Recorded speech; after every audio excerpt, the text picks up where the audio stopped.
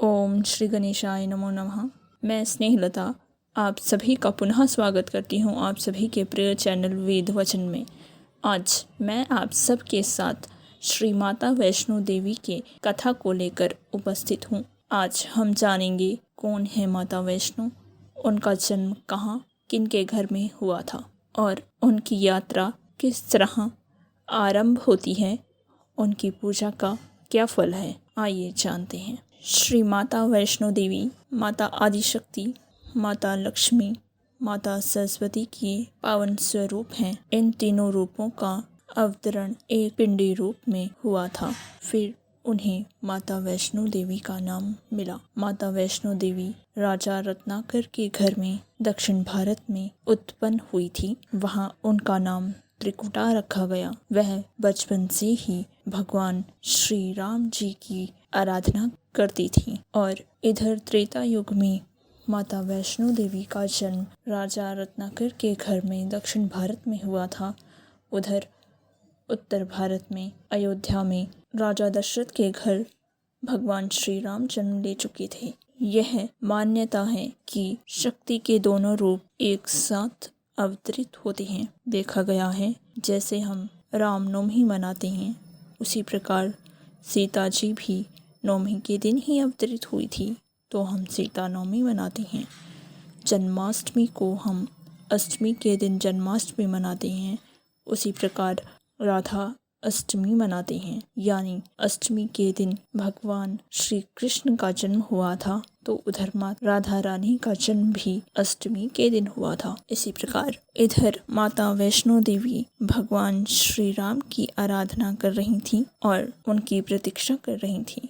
उधर भगवान श्री राम माता सीता से विवाह कर चुके थे और माता सीता को वचन दे चुके थे कि वे उस युग में एक स्त्री के पुरुष रहेंगे। तो इस प्रकार उन्होंने सिर्फ माता सीता से विवाह किया था। जब रामायण के कहे अनुसार माता सीता का हरण हो जाता है, तब माता सीता की खोज में भगवान श्री राम जंगलों में भटकते हुए दक्षिण भारत में आते हैं और माता वैष्णवी से उनकी भेंट होती है। तब माता वैष्णवी भगवान श्री राम से विवाह का आग्रह करती हैं। उस समय भगवान श्री राम माता वैष्णवी से कहते हैं कि हे देवी, मैं अपनी पत्नी सीता जी को वचन दे चुका हूँ कि इस जन्म में मैं सिर्फ एक ही स्त्री का पति बनूंगा, जो कि मेरी पत्नी सीता बन चुकी हैं। मैं आपसे विवाह नहीं कर सकता और इस वक्त मैं अपनी पत्नी की खोज में हूँ। उसी दौरान भगवान श्री राम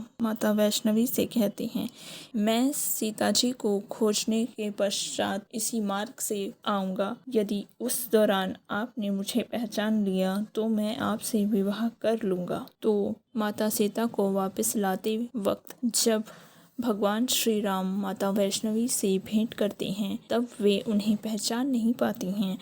उस दौरान भगवान श्री राम माता वैष्णवी से कहते हैं, हे देवी, अब तुम त्रिकुटा पर्वत पर जाकर तीनों देवियों के साथ माता आदिशक्ति, माता लक्ष्मी, माता सरस्वती के साथ त्रिकुटा गुफा में कलयुग के अंत तक निवास करो। मैं तुम्हें वचन देता हूँ कि मैं कल की अवतार में आकर तुमसे विवाह अवश्य करूँगा। आज भी भगवान श्री राम का इंतजार कर रही हैं माता वैष्णवी त्रिकुटा पर्वत में वैष्णो गुफा में। कलयुग के अंत में भगवान कल की माता वैष्णवी से विवाह करके धरती से पूर्ण पाप नष्ट करेंगे। माता वैष्णवी की मूल रूप से एक ही पिंडी है। यहाँ माता वैष्णवी 3 शक्तियों में विराजमान है, माता आदिशक्ति, माता लक्ष्मी, माता सरस्वती। माता वैष्णवी का स्थान ही एक ऐसा मात्र स्थान है जहाँ ये तीनों शक्तियाँ हमें एक साथ दर्शन दे रही हैं।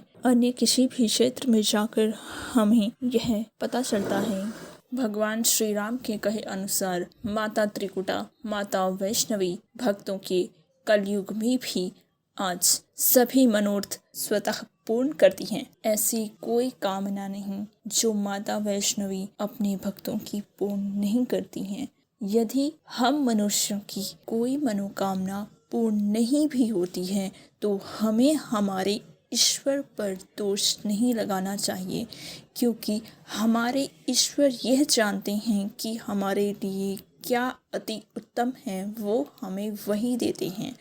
हम मनुष्य रूप में अवश्य हैं, पर हमें खुद के बारे में यह बिल्कुल भी ज्ञात नहीं है कि पूर्णतः हमारे लिए सबसे अच्छा क्या है।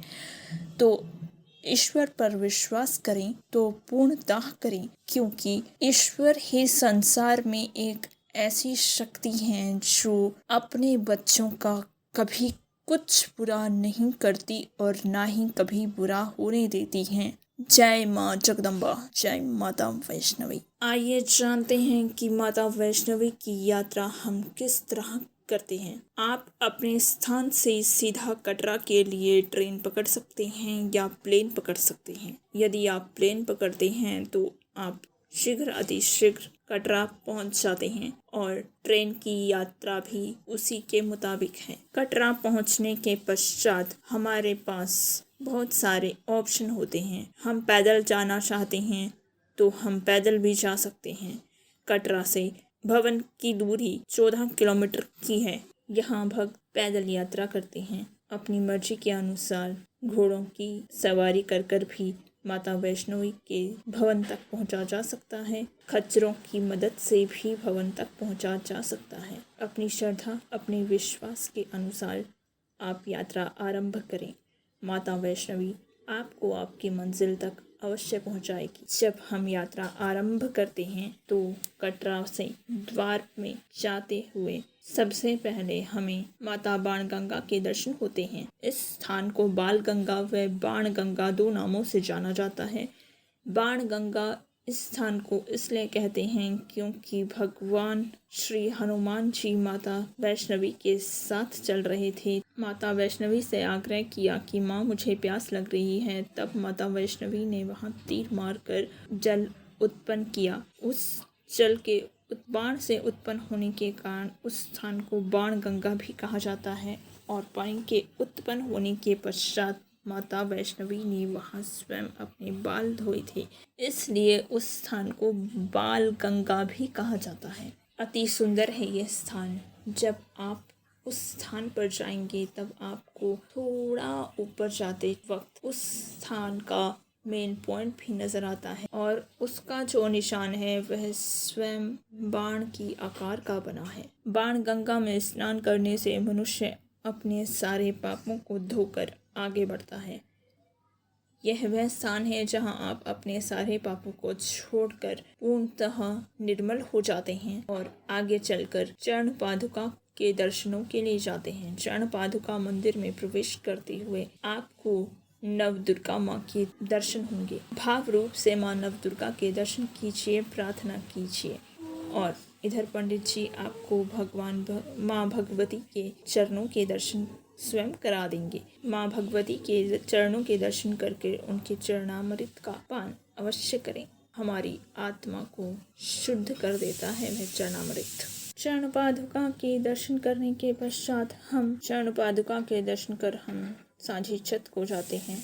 सांझी छत में थोड़ी देर आराम कर हम आगे बढ़ते हुए वहाँ गर्भजून गुफा के दर्शन करते हैं। गर्भजून गुफा वह गुफा है जहाँ माँ वैष्णवी ने गुफा में बैठकर पूजन किया और बाबा भैरवनाथ को समय दिया कि वह अपनी हट से शायद हट जाएं, लेकिन वह नहीं माने। तो 9 माह के पश्चात माता वैष्णवी बाहर आईं और उन्होंने भैरवनाथ का वध कर दिया। उसके पश्चात वह आगे भवन में माता आदिशक्ति, माता लक्ष्मी, माता सरस्वती के साथ पवित्र गुफा में विराजमान हो गई। इधर बाबा भैरवनाथ को अपनी गलतियों का एहसास हो चुका था। वह माता वैष्णवी से हाथ जोड़कर विनती कर रहे थे, माता मेरे अपराधों के लिए कृपा कर मुझे माफ़ कीजिए और दर्शन दीजिए। दीन दयालु वैष्णवी माँ उनकी विनती पर रीझ गई और आकर उन्हें दर्शन दिए। साथ ही उन्हें आशीर्वाद दिया कि पुत्र, तुमने अपने अंतिम समय में मेरा स्मरण किया है और मुझसे अपने पापों का प्रायश्चित किया है। मैं तुम्हें तुम्हारी गलतियों के लिए क्षमा करती हूँ और आशीर्वाद देती हूँ कि जो भी भक्त मेरे दर्शनों के लिए वैष्णो धाम आएंगे वे मेरे दर्शनों के पश्चात तुम्हारी भी दर्शन करेंगे, तभी उनकी यात्रा पूर्ण होगी, अन्यथा उनकी यात्रा पूर्ण नहीं मानी जाएगी। दीन दयालु माँ भगवती बड़ी ही दयालु हैं।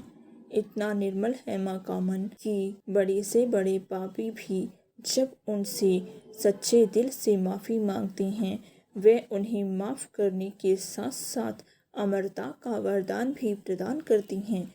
जय माँ वैष्णवी।